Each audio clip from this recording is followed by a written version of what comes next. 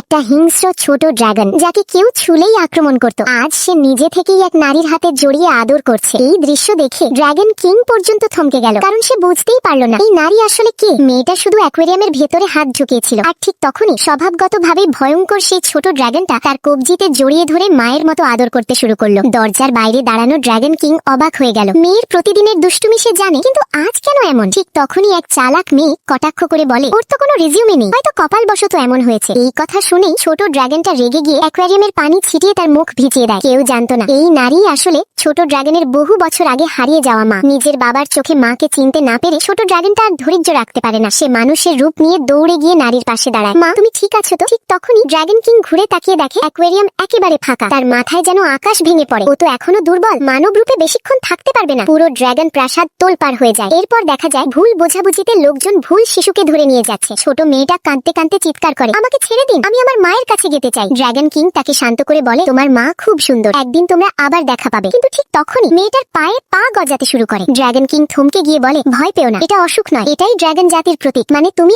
আরো শক্তিশালী হচ্ছ। পুরো ড্রাগন পরিবার উল্লাসে ফেটে পড়ে। ঘোষণা হয় 2 দিন পর ছোট রাজকন্যার জন্মদিনে এক বিশাল পার্টি হবে। আর ছোট মেয়েটা খুশিতে বলে, তাহলে আমি পার্টিতে মায়ের সঙ্গে দেখা করতে পারবো। কিন্তু সমস্যা একটাই, মা জানেই না তার মেয়ে জীবিত আছে। আর জন্মদিনের সেই রাতে পার্টির ভিড়ের মধ্যে সে হঠাৎ এক পরিচিত চোখের দিকে তাকায়। এখন প্রশ্ন, সে কি বুঝতে পারবে এই ছোট রাজকন্যাই তার হারানো সন্তান, নাকি আবারও সবকিছু হাতছাড়া হয়ে যাবে?